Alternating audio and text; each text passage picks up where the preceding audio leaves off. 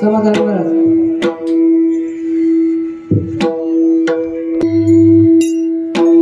बंधनाचा तोडू फासा बंधनाचा तोडू फासा देऊ आशा टाकुनी नाही त्याची घेता श्री होईल दुरी निजपंथ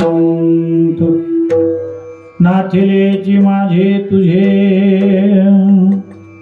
नाथिलेची माझे तुझे कोण उझे वागवी नाही त्याची घेता श्री होईल दुरी निजपंथ तुका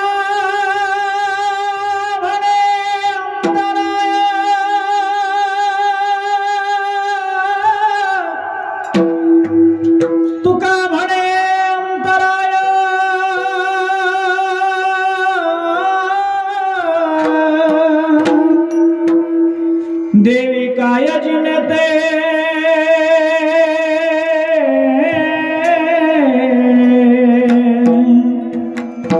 नाही त्याची घेता श्री होईल दुरी निजपंथ समचरण सर्वोयं चंद्रनीलं मुदगं जगरणहितपानिं वन्दनं वन्दनानां तरुण तुलसीमाला कंदनं कहेजनेत्रं सदैव धवलसं विठ्ठलं चिन्तयामि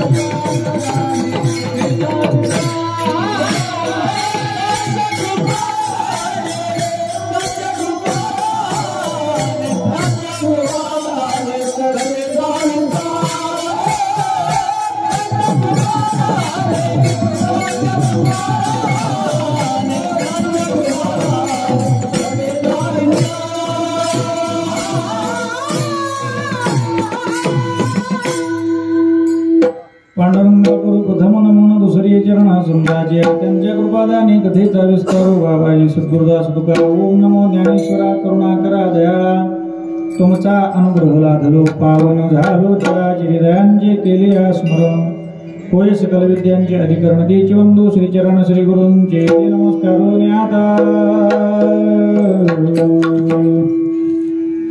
बंधनाचा तोडू फासा बंधनाचा तोडू फासा देव आशा टाकुनी नाही त्याची घेता श्री होईल दुरी निजपंथ मावली महावैष्णव श्रीमंत श्री जगद्गुरु तुकोबाराय प्रस्तुत चिंतन रूपी सेवेकरिता उच्चारित केलेल्या अभंगामधून अनादिकालापासून चालत आलेली जी जन्ममरणाची परंपरा आहे त्यालाच शास्त्रीय भाषेमध्ये बंधन असं म्हणतात.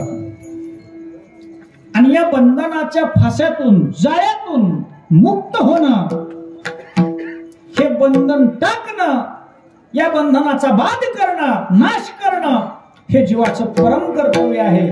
म्हणून आपल्या कर्तव्याची जाणीव तुकोबाराय या अभंगामध्ये करून देत आहेत. आणि ते बंधन कशानं निसेल, त्या बंधनाचा नाश कशाने होईल, त्याचा उपायही तुकोबाराय या अभंगामध्ये सुचवत आहे. विठाला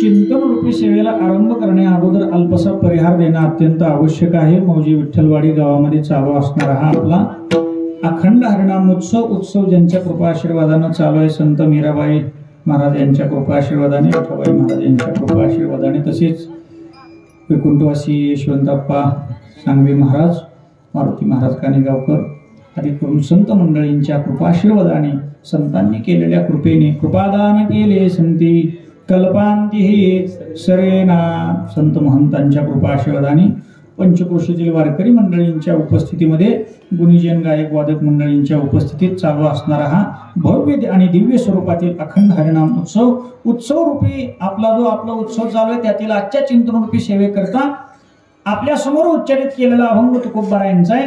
तुकोबारायांनी या अभंगामध्ये बंधनाचा तोडू फासा, आपल्याला जे बंधन आलेलं आहे तो बंधनाचा फासा तोडतो असं म्हणत नाही, तर तोडू सामूहिक अशा प्रकारची प्रार्थना कल्पना तुकोबारायांनी जीवाकरिता, कारण जीव या बंधनामध्ये गुंतलेला आहे, त्या जीवाला बंधनातून मुक्त होण्याकरता अगोदर तर बंधन म्हणजे काय, बंधन तोडलं पाहिजे, आपण बंधनात आहोत याची जाणीव करून देऊन ते बंधन तोडण्याकरता काय उपाय करावा ते सांगतायत. विठाला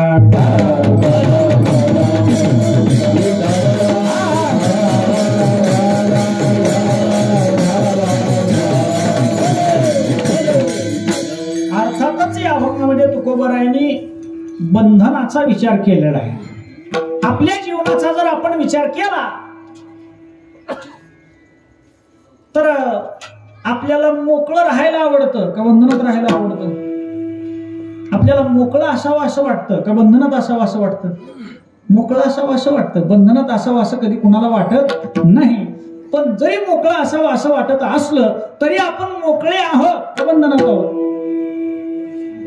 कसं आहे आपलं जीवन कसं आहे? आपल्या जीवनाचा जर विचार केला तर आपण स्वातंत्र्यात आहोत का पारतंत्र्यात आहोत? विठाला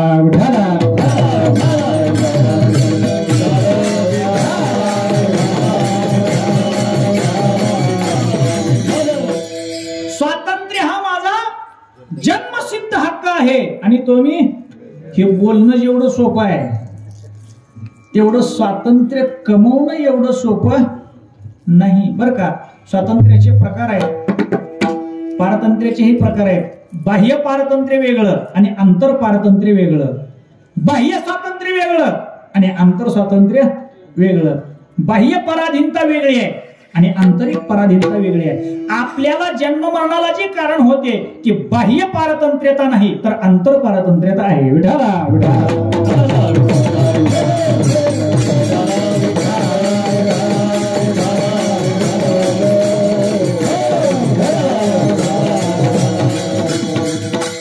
म्हणून आपल्याला वास्तव तर मुक्तच राहायचं आहे, मोकळं राहायचं आहे, स्वातंत्र्यात जगायचं आहे. पण आपण स्वातंत्र्यात नाही आहोत, आपण स्वतंत्र नाही आहोत, आपण पराधीन आहोत. काय आहोत?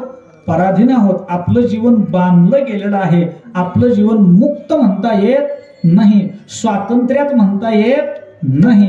आपल्याला स्वातंत्र्य हवं आहे, मुळात आपण स्वतंत्रच आहे, पण आपण आपल्या स्वातंत्र्याला विसरणं, लक्षात घ्या, आपल्याला आपल्या स्वातंत्र्याचा विसर पडणं, मूळ स्वरूपाचा विसर पडणं, त्याच्यामुळेच आपल्याला पारतंत्र्य आलेलं आहे. वास्तविक ज्ञानशास्त्राच्या दृष्टीने विचार केला तर पराधीनता ही नाहीच. बंधनाची नाही ठावे मुक्त कासे म्हणावे, ही जी तुकोबारायांची भाषा आहे ही ज्ञानशास्त्राला अनुसरून आहे. मुळात ज्ञानशास्त्राच्या दृष्टीने विचार केला तर बंधन म्हणून काही नाहीच आहे. बंधनाची नाही ठावे, मुक्त कोणाला म्हणावं? बांधलेला असेल तर. पण हे कधी ज्ञानशास्त्राच्या दृष्टीनं. पण ज्ञानशास्त्राचा अधिकारी करोडो मध्ये एखादा असतो बरं का. सर्वांना ज्ञानशास्त्राचा अधिकार संपादन होणं शक्य नाही. विठाला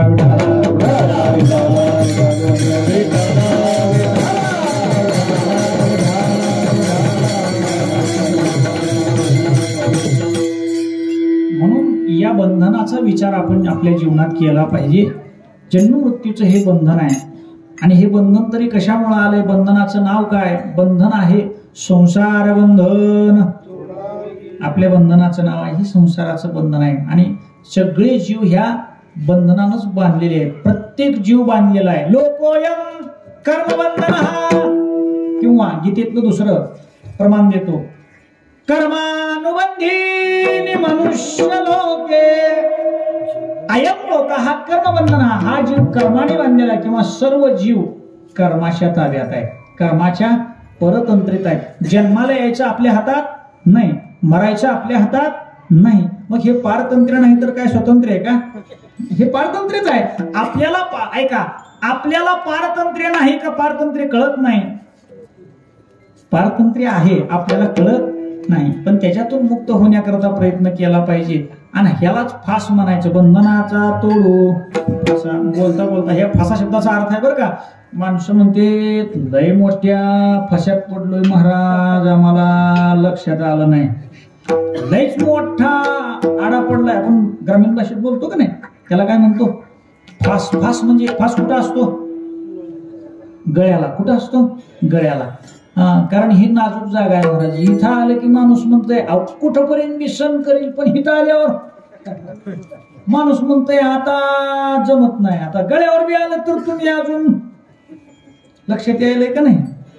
तसं ही फास आहे, या बंधनाचा फास आहे. ही आपल्याला अनंत जन्मामध्ये फिरायला लावणारा, जन्म मरणाची परंपरेत अनंत कालावधीपासून हा गुंतलेला जीव आहे. म्हणून ह्या जीवाला आत्यंतिक दुःखाची निवृत्ती आणि परमानंद सुखाची प्राप्ती व्हायची असेल तर या बंधनाचा नाश केला तरच ते होणं शक्य आहे. हे जोपर्यंत जन्म मरण चालू आहे, हे फेरे चालू आहेत, तोपर्यंत आपलं दुःख संपणार नाही आणि शाश्वत सुख मिळणार नाही. विठाला विठाला.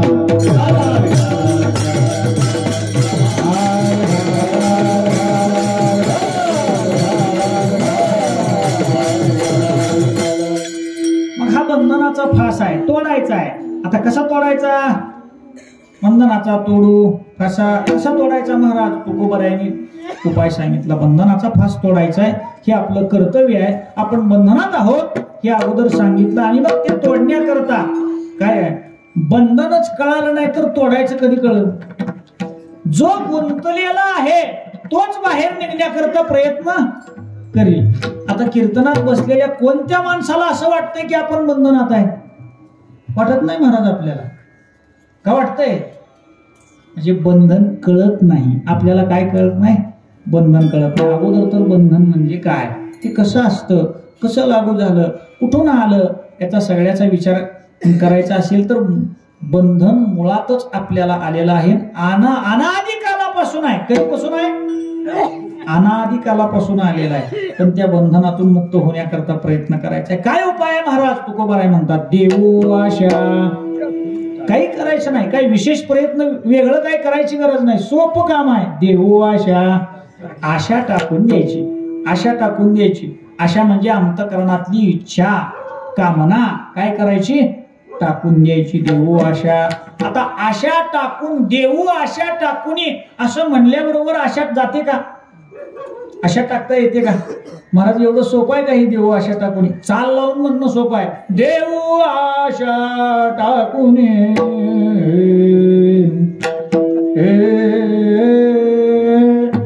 चाल लावायला सोपं आहे, प्रत्यक्षात टाकायला अंतःकरणातली इच्छा टाकता येते का? आशा राहतेच ना. तुकोबाराय म्हणतात देऊ आशा. मग ती टाकायची कशी? टाकता येते का? टाकल्यानंतर कर्म होतं का? होत असेल तर कसं होतं? विठाला विठाला.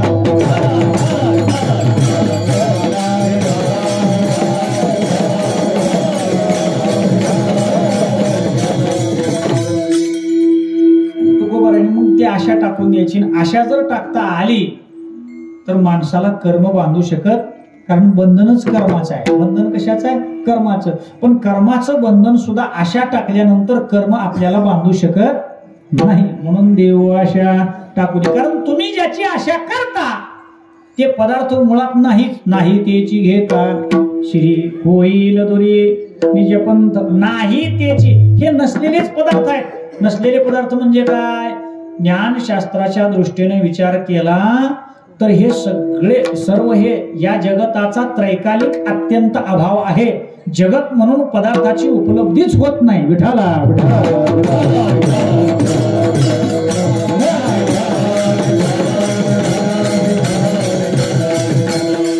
स्वरूपाच्या संबंधानं आपल्या आत्मस्वरूपाच्या संबंधानं ज्ञानशास्त्रामध्ये काही वाद आले. अजातवाद, विवर्तवाद, बिंब प्रतिबिंबवाद. अजातवादाच्या दृष्टीने जर विचार केला तर जगत म्हणून काही पदार्थच नाही. अजातवाद म्हणजे काय? जात म्हणजे जन्मलेला, जो कधी जन्मलेलाच नाही त्याच्याविषयी केला गेलेला वाद, त्याचं नाव अजातवाद. पण हा अजातवाद एक तर कळत नाही, कळला तर पटत नाही, पटला तर रुचत नाही, रुचला तर पचत नाही. इथपर्यंत आहे. एक तर कळतच नाही अजातवाद. जगतामध्ये परमात्म्या व्यतिरिक्त बाकी कोणताही पदार्थ शिल्लक, एक परमात्माच आहे, बाकी ते नाही. नाही आधी अंती म्हणायचं आहे. नाही आधी अंती खरंच जग नाही.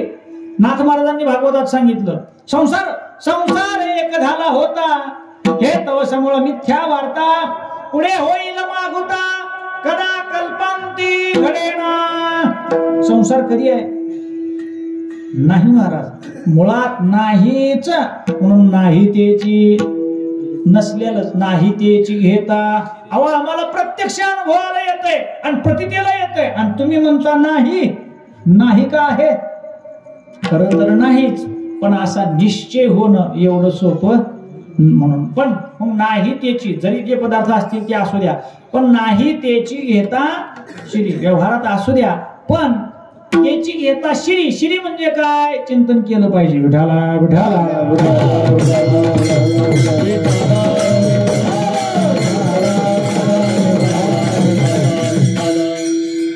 श्री घेणं म्हणजे काय? याचा अर्थ सोडवा, प्रचार सोडवा. श्री घेणे म्हणजे काय? श्री घेणे म्हणजे काय? धारण डोक्यावर म्हणजे फेट्यासारखं नाही. श्री घेणे नाही त्याची घेता श्री. श्री घेणे शब्दाचा अर्थ काय आहे तर चित्तामध्ये त्या पदार्थांचं चिंतन करणे म्हणजे श्री घेणे. जुन्या काळी आपली जुनी माणसं म्हणायची, तुम्ही आताच जर असं डोक्यावर घेतलं, भाषा कळत असेल तुम्हाला? नाही, हे कळतंय. आताच जर असं डोक्यावर घेतलं तर ह्याचा परिणाम काय चांगला होणार?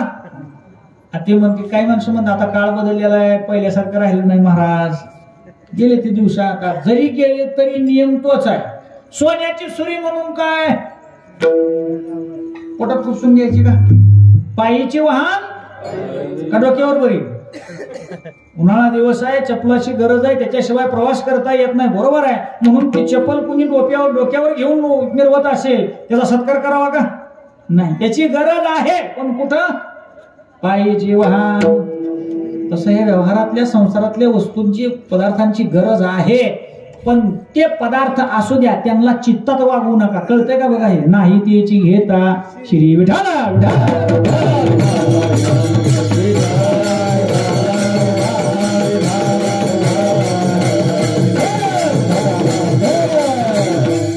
या पदार्थांना चित्तात वागवू नका. असे जिथं आहे तिथं त्याचं चिंतन करू नका. चिंतन या पदार्थाचं करायचं नाही. नाही त्याची घेता श्री. आणि ते पदार्थ प्रत्यक्ष बाधक नाहीत. ते पदार्थ जर चित्तात चिंतन रूपानं अस्तित्वाला आले तर ते बाधल्याशिवाय राहत नाही. म्हणून त्यांना चित्तात घेऊ नका. आणि जर तुम्ही असं केलं, आशा टाकून दिली नाही, त्या पदार्थांना चित्तात वागवलं, त्याचा परिणाम काय होईल? होईल दुरी निजपंथ, मूळचा मार्ग बाजूला राहील. आपण मुळात कुठून आलोय? आपलं माहेर अगोदर आहे का सासर अगोदर आहे? मुलीचं सांगत नाही मी, मुलीच सांगालोय, पण जीवरूपी मुलीचं सांगायला. अगोदर माहेर आहे का अगोदर सासर आहे? अगोदर माहेर, आणि माहेरातून पुन्हा सासर. मग आपण आता सध्या सासरात आहे का माहेरात आहे? तर इथून चालू करावं लागतं. आपण कुठं आहे? आपण सासरात आहे महाराज. आपल्याला मुळात लक्षात ठेवा, कारण सासर काय असतं महाराज? सासरी पारतंत्र्य असतं आणि माहेरात स्वातंत्र्य असतं. आपण पारतंत्र्यात आहे याचा अर्थ सासरात आहे, सासरवास आहे. आणि माहेर स्वतंत्र आहे महाराज. तिथं काही घेणं देणं पण आपण माहेरात नाही. तसं मुळात आपण आपल्याला माहेराचा विसर पडलाय म्हणूनच सासरवास भोगावा लागतोय. विठाला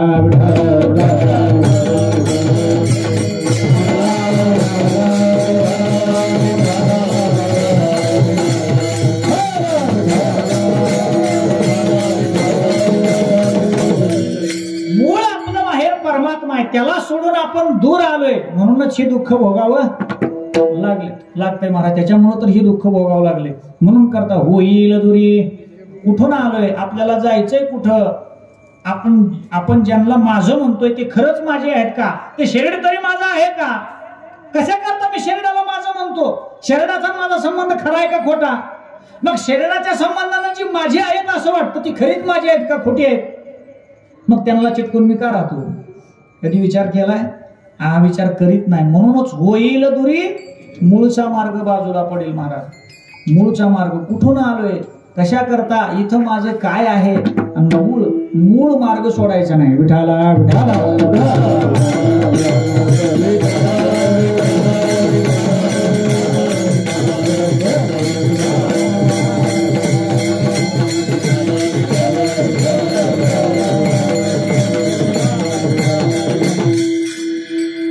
वास्तव जर विचार केला तर इथं आपलं काहीच नाही. देश वेश नोहे माझा, सहज फिरत आलो, करू सत्ता कवनावरी, कोठे स्थिर राहिलो. स्वर कीर्तनाचा प्राण आहे. बेदुनी 4 मध्ये 4च लागते. 3.99 सुद्धा जमत नसते. उठाला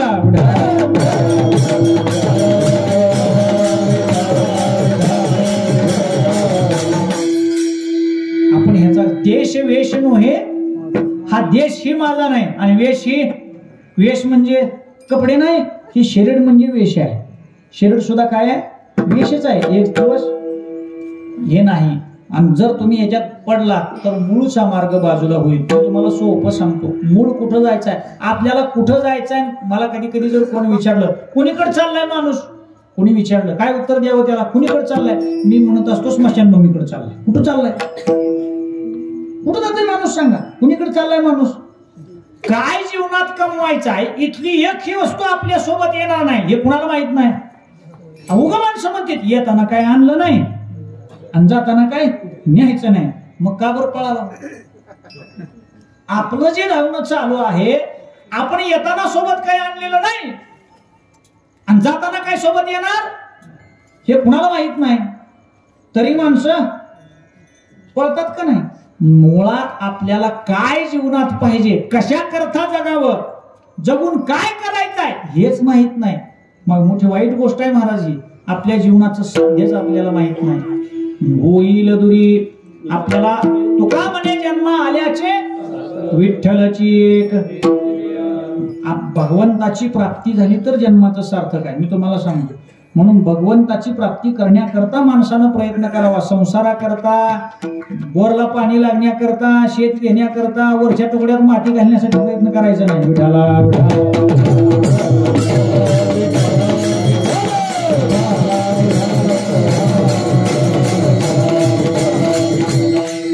करावी तातडी संसाराची नाही. संसार नको म्हणलं तरी होणार, परमार्थ करावा लागतो. म्हणून जर तुम्ही हे केलं, चित्तात वागवलं तर मूळचा मार्ग. मी तुम्हाला सांगतो. समजा इथून दिंडी निघाली, पंढरपूरला निघाली. कुठं निघाली? पंढरपूरला निघाली. जाताना एखाद्या ठिकाणी डायरेक्ट पंढरपूरला जाता येणार, कुठंतरी मुक्काम झाला. आणि जिथं मुक्काम झाला तिथं राहण्याची, आरामाची, जेवणाची सगळी सोय दिंडीची चांगली झाली. सगळी व्यवस्थित दिंडीची सोय झाली. मग आता खरं सांगा, दिंडीची सोय चांगली झाल्यावर दुसऱ्या दिवशी सकाळी दिंडीनं पंढरपूरकडे निघावं का तिथंच आठवडाभर मुक्काम करावा? तुमच्या लक्षात येते का? कोणी चांगली सोय झाली म्हणून दिंडीनं तिथंच राहावं का आपलं पंढरपूर गाठावं? कारण निघालंय कुठं? पंढरपूरला. हे ज्याच्या ध्यानात आहे. सोय झाली नाही, होऊ नये असं नाही, झाली सोय चांगली गोष्ट आहे. पण तिथं गुंतायचं काही कारण? पण हे कळालं का तुम्हाला? मनासारखी पत्नी मिळाली, पैसा मिळाला, गावात मान मिळाला की माणसं पंढरपूरला सुद्धा जात नाही. वारी नाही, नियम नाही, काकडा नाही, भजन नाही. बस यावे खावे बरे असावे, काय घेणं कधी ना. गुंतायचं नाही, आपल्याला प्रवास करायचा आहे, देव गाठायचा आहे, हे आपलं साध्य नाही. सावधान, उठावला उठावला.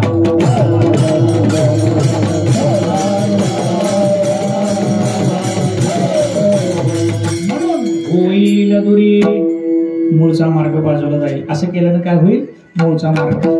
बरं, तुम्ही ज्याचं चिंतन करता, ज्याला चित्तात वागवता, ज्याची आशा करता, मुळात तुम्ही हे सगळं कशाने करता? हे माझं आहे, ते आहे, नसलेलंच माझं, नसलेलंच तुझं आहे. नाथिलेची माझे तुझे कोण ओझे वागवे, नसलेलंच माझं आणि नसलेलंच काय माझं काय तुझं, काय कळालं आपल्याला? आवडच्या शरीराला आपण माझं म्हणतो, ते शरीर आपलं आहे का? देह हे काळाचे धन कुबेराचे,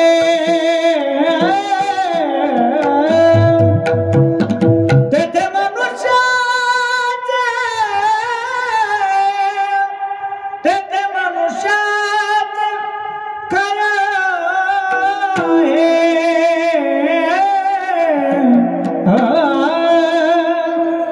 काय इथं ह्याला आपण नुसती चाल लावित असतो. देह हे काळोचे धन कुबेराचे असं म्हणायचं नसतं. कोणाचं आहे कोणाला माहिती? प्रत्येकाने. काय आहे महाराज, कीर्तनात बसताना लोक ठरवतात.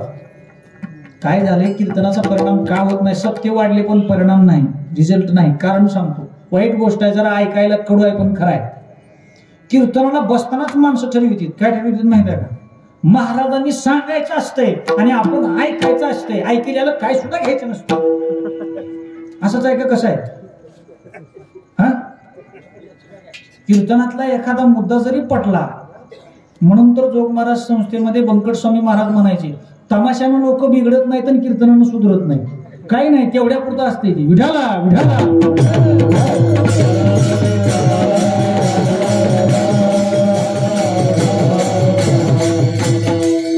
का बोलतोय? विनोदा करता बोलत नाही. एखादा मुद्दा कीर्तनातला जरी पटला तरी आपण कसं वागावं, आचरण करावं असा विचार करणारा किती वर्ग आहे सांगा मला तुम्ही? कोण विचार करतो? असा विचार करीत नाहीत महाराज. आपण हे सगळं म्हणण्यापुरतं आहे. केवळ अर्थात उपासना तर करावी लागेल. उपासना केल्याशिवाय अर्थापर्यंत, भावापर्यंत आपण पोहोचणार नाही. हे कशा करता सांगायला लागलोय? मुळात आपलं इथं काय नाही, नसलेलंच. ज्ञानशास्त्राच्या दृष्टीने विचार केला तर आपल्याला बंधनच नाही. आहे का? मुक्त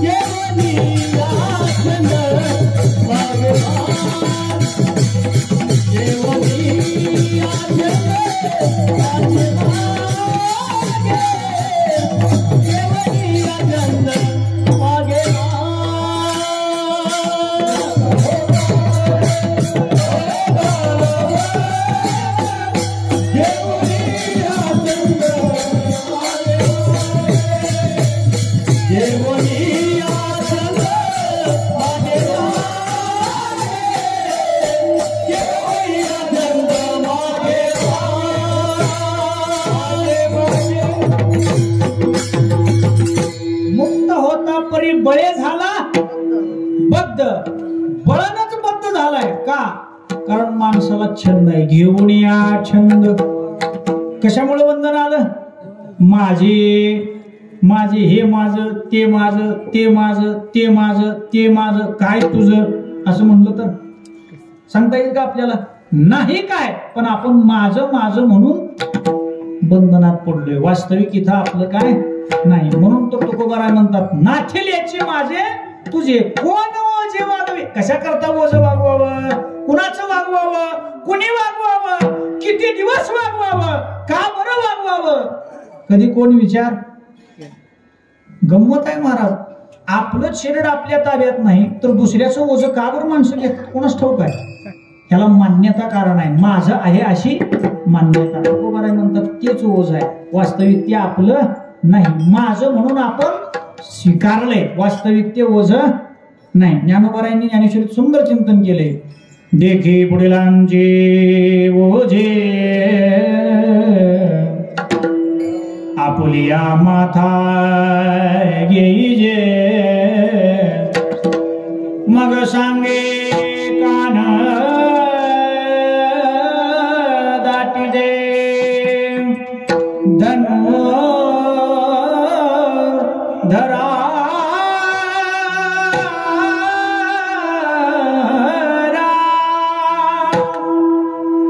देखे पुढीलांचे. नसल्याला ओझं घेतलंय महाराज. वास्तविक इथं आपलं, इथं माझं काय नाही, एक देव माझा असं जर कळालं, अहो मोकळं झालं, ओझच नाही त्याला. पण ही ओझं घेतलंय. त्याला सद्गुरु जोग महाराज संस्थेमध्ये आम्ही शिकायला असताना गुरुवर्य विठ्ठल महाराज घोलेबुवा सांगायचे, काय आहे आपलं कसं झालंय, एक गाढवाला काम आहे. काय आहे गाढवाचं काम? काय? पाठीवर मातीचं ओझं दिलं की ते नेऊन पोच करायचं, पुन्हा माघारी यायचं, पुन्हा ओझं भरलं की पुन्हा अजून नेऊन पोच करायचं. कुणाचं ओझं आहे, किती दिवस न्यायचं आहे, का बरं न्यायचं आहे, याचा विचार न करता, कसलीच तक्रार न करता विनाकारण ओझं वागवतो. त्याला काय म्हणावं? तुम्ही म्हणा, मी म्हणत नाही. बोले वो म्हणाय, त्याला काय म्हणायचं? ओझ्याचा विचार न करता जो वागवतो त्याला गाढव म्हणायचं. तुम्ही म्हणा बरं, मी म्हणत नाही. आता ह्याच्यातून कळालं असेल तुम्हाला, कळालं नाही. कुणाचं ओझं आहे, का बरं वागवायचं, कशा करता हे न कळता वागवतो त्याला गाढव म्हणायचं, माणूस नाही म्हणायचं. विठाला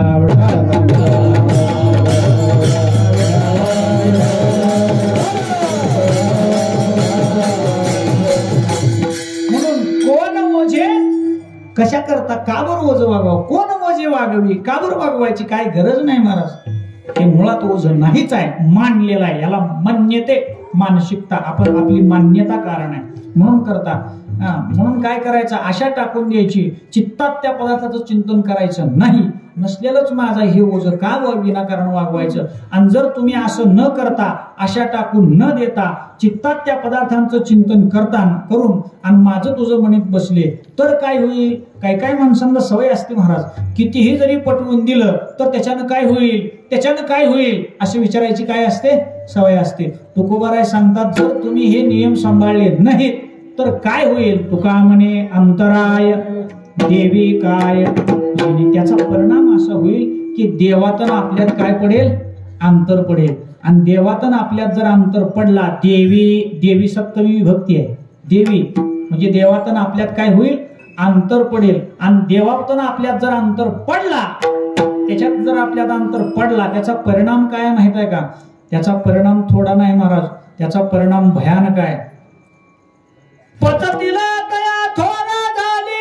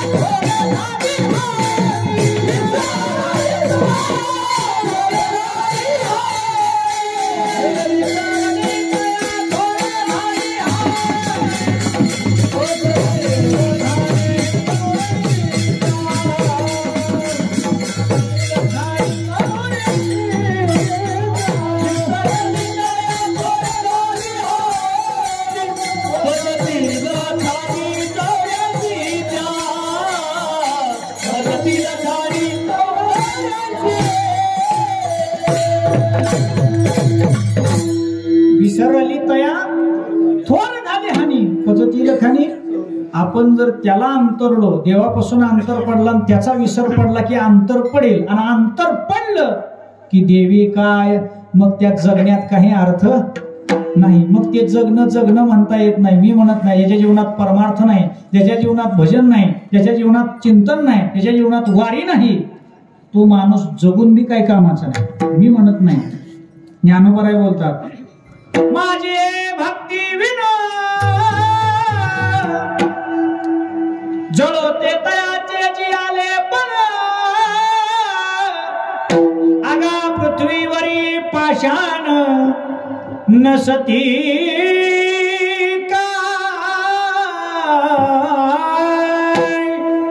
काय दगड कमी आहेत का?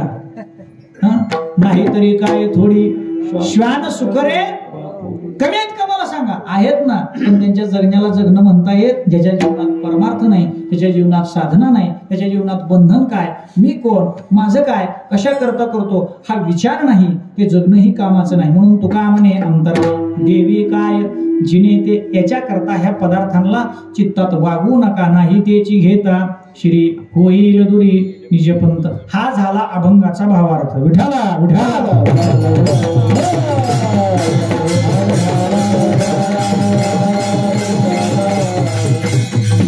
आता जेवढं चिंतन होईल तेवढं होईल, आणि खरं तर हाच अर्थ महत्वाचा आहे. आता इथून पुढं विस्तार ज्याच्या त्याच्या बुद्धीनं आकलन ज्याचं जसं होईल तसं विस्तार करता येतो. तुकोबाराय या अभंगामध्ये बंधनाची भाषा करतायत. मी तुम्हाला असं विचारतो, आपल्याला बंधन तोडायचं नाही, तुटत नाही का? बंधन म्हणजे काय हेच कळत नाही का? ह्याच्यातलं काहीच कळलं नाही. आपल्याला बंधन तोडायचं नाही का, तुटत नाही का? बंधन म्हणजे काय हेच कळत नाही. अहो, बंधन म्हणजे काय हेच कळत नाही. कळालं असतं तर बंधन राहिलं. एक सांगतो तुम्हाला, बंधनाला बंधन जाणणं हेच बंधन तोडणं आहे. विठाला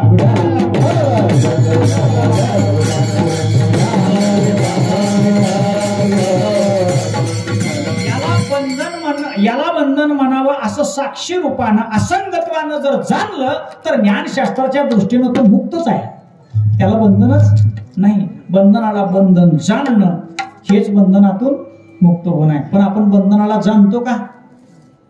लक्षात ठेवा, जाणतो तोही व्यवहार करतो आणि जाणत नाही तोही व्यवहार करतो. फरक आहे, जाणतो तो माझं मानित नाही, जाणत नाही तो माझं मानल्याशिवाय राहत नाही, आणि त्याच्या उत्तर कर्माला ते कारण होऊन त्याची परंपरा अखंड चालू राहते. विठाला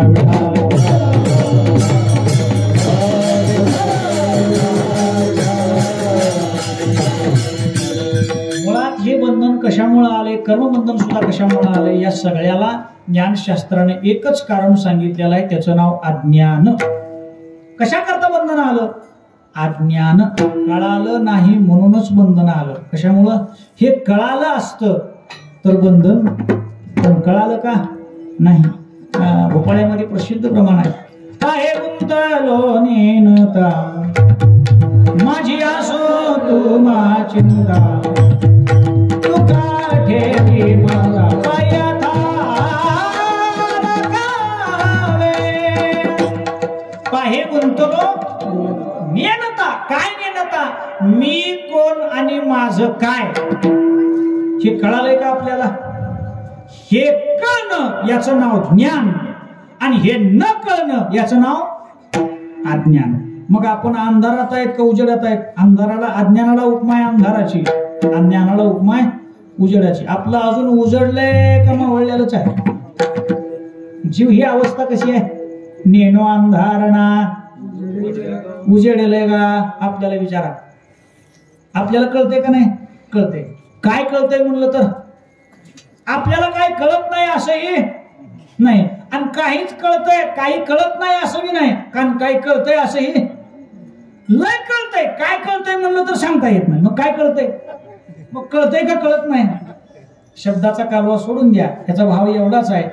सगळ्यात महत्वाचं तत्व आहे महाराज, आपण ह्या बंधनात गुंतलोय याचं कारण मीच अज्ञान. मी कोण आहे याचा विचार आपण जीवनात कधी केलेला नाही, कारण जीवाला जीव दशा अज्ञानामुळेच आलेली आहे. विठाला विठाला.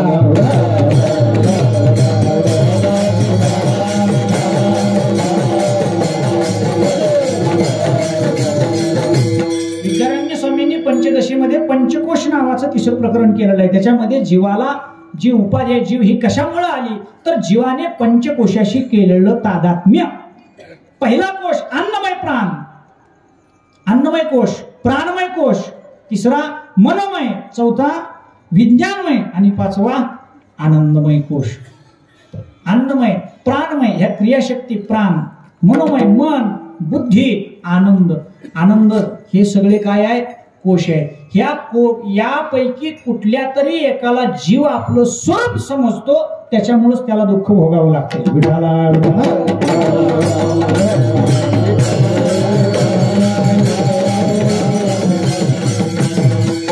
म्हणून जीवाला जे बंधन आलंय ते कशामुळे आलंय? अज्ञानामुळे, अंधारामुळे आलेलं आहे. मग आपला अंधारातच जीवन आहे. आपलं जीवन उजेडात आहे का? आपल्या जीवनात उजाड आहे का अंधार आहे? अंधार म्हणजे काय? मी माझं काय हे कळणं याचं नाव प्रकाश, आणि मी कोण माझं काय हे न कळणं याचं नाव. मग आपल्याला मी कोण माझं काय कळालंय का? आणि हेच तर अज्ञान आहे महाराज, हाच तर अंधकार आहे. आणि या आज्ञा म्हणून तर हे जोपर्यंत अज्ञान आहे तोपर्यंत ही फजिती थांबणार नाही. म्हणून तर भोपाळ्यामध्ये या अज्ञानाचा नाश झाल्याशिवाय आपल्याला प्रकाश मिळणार नाही, म्हणजे बोध होणार नाही. अज्ञानाची निवृत्ती झाल्याशिवाय यथार्थ स्वरूपाचा बोध होणार नाही. बोध जोपर्यंत होत नाही तोपर्यंत दुःख संपणार नाही. म्हणून तर भोपाळ्यात प्रमाण आहे, करियाती मेराचा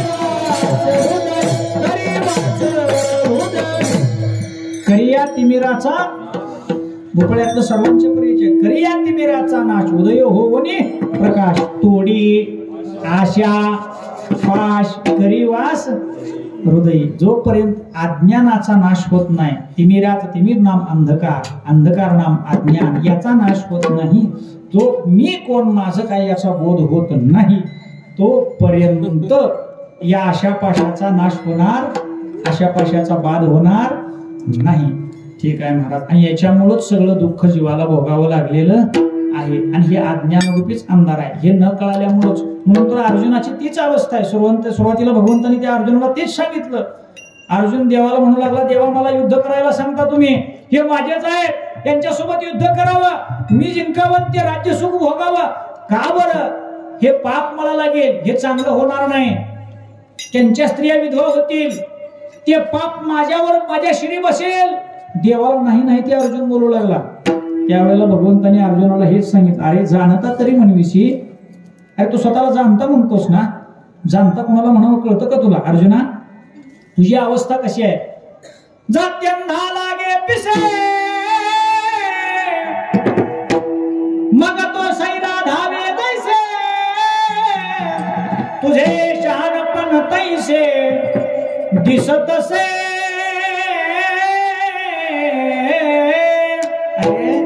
तू खरंच अज्ञानाच्या मोहानं ग्रासलेला आहेस अर्जुना.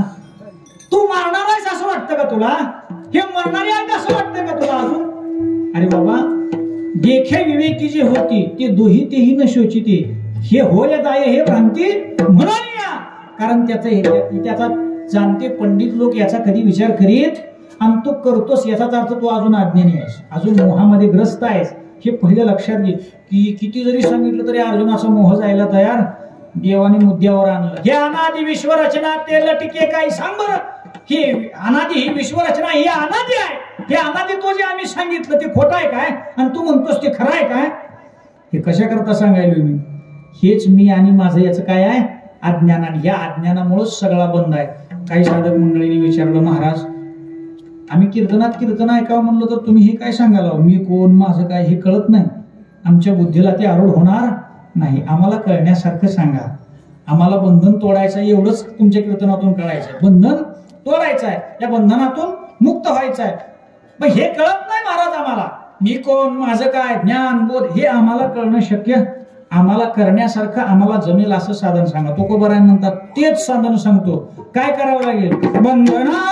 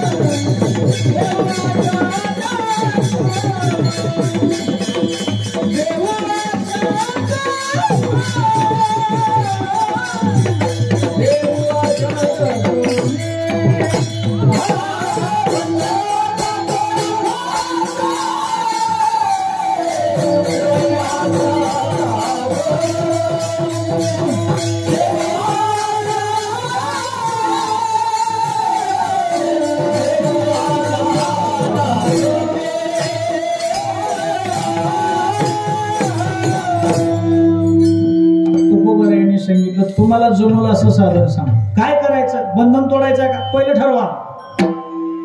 चाललेलं सगळं मजेत आहे म्हणलं तर इथंच कीर्तन थांबायचं, पुढचं गरजच नाही. आपल्याला वाटते का बंधन आहे, तोडलं पाहिजे, दुःख आहे, वाटतंय का? वाटत असलं तर मग पुढचं सांगतो. आणि सगळं चांगलं आहे, मजेत आहे, सप्त्यात पंक्ती चांगल्या चाललेत, महाराज काय करायचं म्हणून तिथं सोडून द्यायचं. काय करायचं पुढचं सांगतो. मी बऱ्याच वेळेला हे सांगत असतो, करायचंय का? करायचंय. जिज्ञासा असेल तुकोबाराय म्हणतात, तोडायचं का बंधन? म्हणून बंधनाचा तोडू या अवस्थेवर आला असेल तर मग पुढचं. आणि बंधनच माहित नाही, तोडायचंच नाही, जे आहे ते मजेत आहे म्हणल्यावर मग काय नाही. ज्याला लोड घ्यायचं नाही त्याला काय नाही.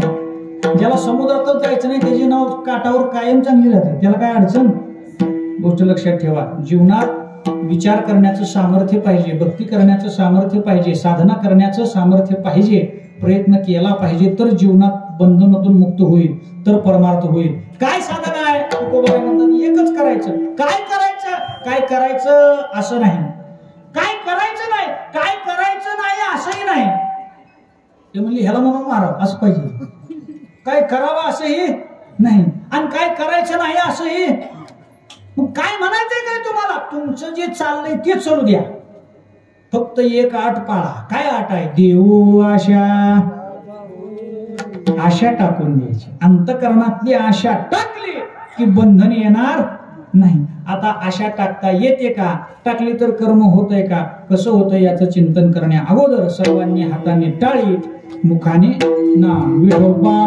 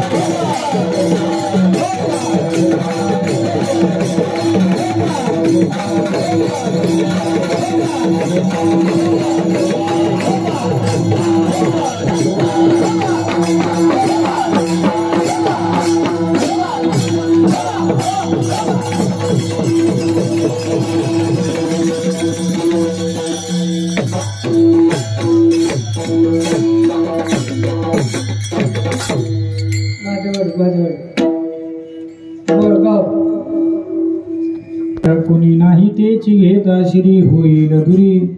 निजपंत तुकोबारायांनी सांगितलं, बंधनातून फाशातून जर तुम्हाला मुक्त व्हायचं असेल, एकच काम करावं लागेल. काय करायचं? देऊ आशा टाकून. आपल्याला बांधलंय कोणी? बंधनाचं नाव काय? कर्मबंधन. पण हे कर्मबंधन कशामुळे आलंय? त्याला कारण कोण आहे? प्रत्यक्षात कर्म बांधत नाही, तर कर्मफळाची आशा. आशेचे बांधले तुका म्हणे वाया गेले.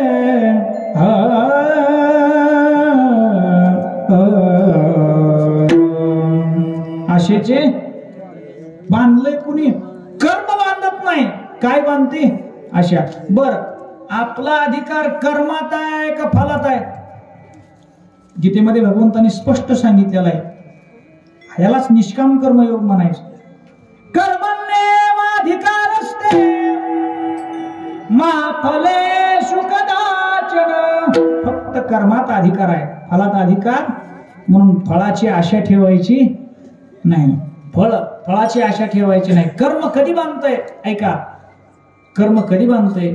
जर आशा ठेवून कर्म केलं तर, आणि आशा न ठेवता कर्म केलं तर ते बांधत नाही. विठाला विठाला.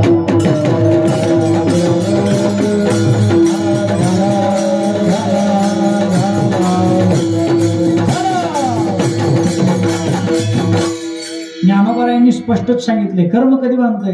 ज्ञानोबारायांनी ज्ञानेश्वर चिंतन करा. ना तरी कर्तृत्वाचा मध कर्मफळाचा आस्वाद या दोहीसी नाव बंधू कर्माचा कीडा कर्तृत्वाचा मद आणि कर्मफळाची आशा कर्तृत्वाचा मद मी करतोय आणि याचं फळ मला हे मिळावं हे फळ मिळावं म्हणलं की बांधलं आणि याचं फळ कसलीच अपेक्षा अंतःकरणात नसताना शरीरी उदासू फलभोगी निरासू नित्यता उल्लासू होऊन असे 12वा देवाच्या भक्ताची लक्षणं काय सांगितलेली आहे अनपेक्षा शुचिर्दक्ष उदासीनो गतगतः सर्वारंभ परित्यागी यो मद भक्तस समय प्रिय हा तो भक्त मला आवडतो त्याला बंधन नाही त्याला कर्म बांधू शकत नाही म्हणजेच म्हणण्याचा उद्देश असा आहे की साक्षात आपल्याला कर्म बांधत नाही तर कर्माची त्या कर्मापासून हे फळ मिळावं अशी आशा बांधते विठ्ठला विठ्ठला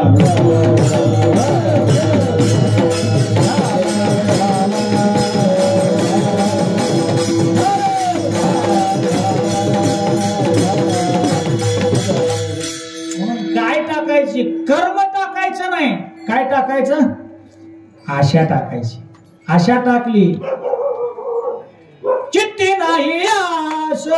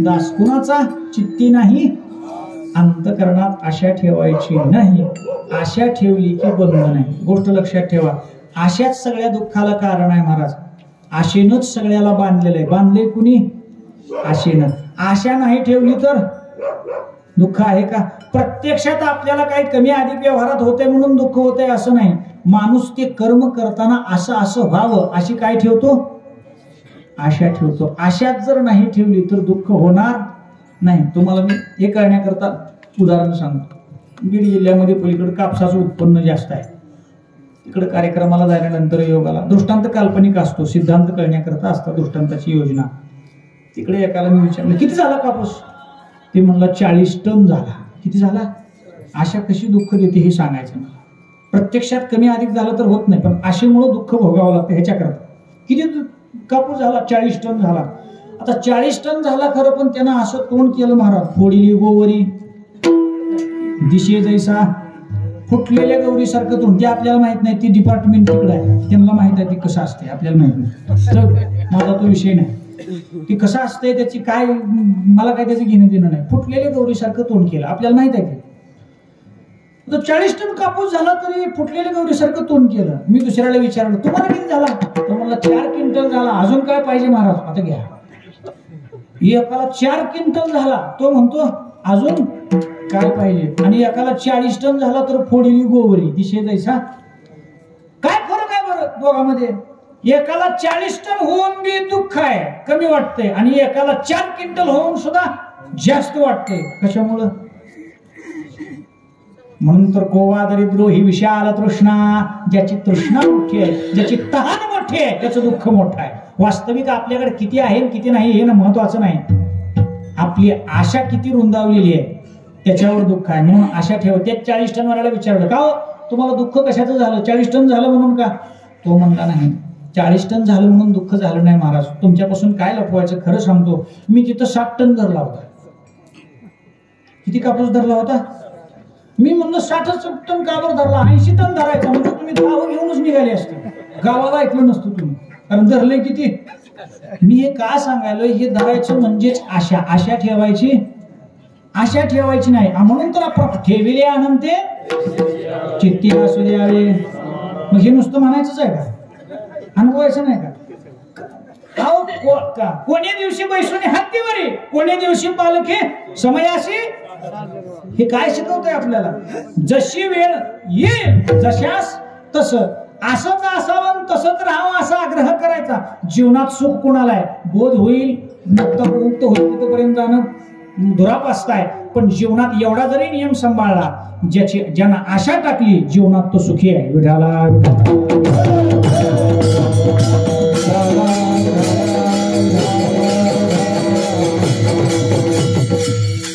महाराज तुम्ही म्हणता देव आशा टाकून, एक तर आशा टाकता येत नाही. मग आमचं एक मत आहे, आशा जर टाकली तर कर्म होतं का? अहो माणूस कोणतं तरी कर्म करत असताना काहीतरी मिळावं ही आशा. काय काय माणसं म्हणतात असते कशी, काय काय माणसांना आशा नसते, कसलीच आशा नसते. अहो सगळ्याच करतात पण काही मिळावं असं. अहो किती निष्काम माणूस आहे महाराज, कसलीच आशा नाही. इतके मोठे उदार करण्यासारखी माणसं आहेत, कसलीच आशा अंतकरणात नाही. बरोबर आहे का नाही? अशी माणसं दिसतात का नाही? कसलीच अपेक्षा नाही तरी कर्म करतात. अरे सगळ्यांनी असं म्हणावं एवढी तरी आशा आहे का नाही त्याला? कळते का तुम्हाला? झोप लागली? कसलीच आशा नाही पण सगळ्यांनी असं म्हणावं ह्या मानाची तरी आशा असतेच ना. आणि मग आशा टाकून कर्म घडते तुम्ही म्हणता कसं? विठाला विठाला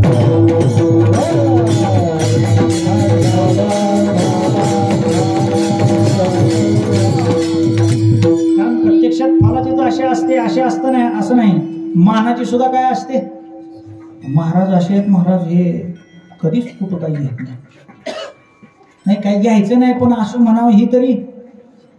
मग तुम्हाला काय वाटतं? प्रत्यक्षात सगळंच बदलते. ही आशा सुद्धा लोकेशना, वित्तेशना आणि दारेशना. लोकेशना ही सुद्धा आशाच आहे, ती ही घातकच आहे. साधना अवस्थेत ठीक आहे, विचार केला तर आशाच आहे. मला मग काय सांगायचं आहे? देव आशा. मग आशा टाकली तर कर्म होतंय का? आणि होत असेल तर कसं होतंय? मग आम्ही कशी आशा टाकून कर्म करायचं? ज्ञानोबारायांनी सुंदर ओवी दिली 9व्या अध्यायामध्ये. तेवढी ओवी सांगतो आणि थांबतो.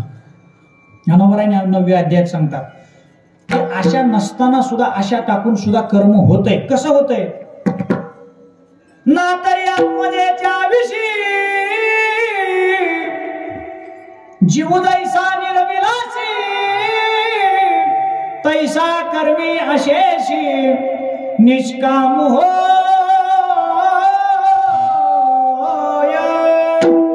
आत्मजा म्हणजे मुलगी आणि आत्मज म्हणजे मुलगा.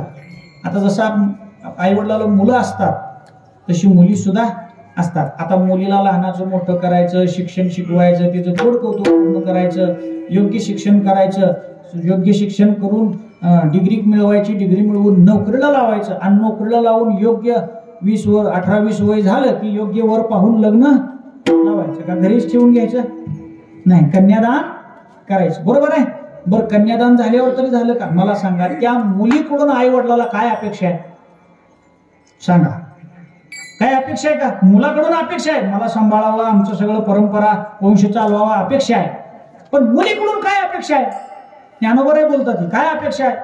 काहीच अपेक्षा नाही. तरी आपण मुलीसाठी अहो लग्न होईपर्यंतच करतो असं नाही, लग्न झाल्यावर सुद्धा पाहुणा बरा आहे का, काय काय अडचण आहे का, काही दुसरा त्रास आहे का, जीवात जीव असेपर्यंत माणसं शेवटपर्यंत चौकशी करतात. काय अपेक्षा आहे सांगा?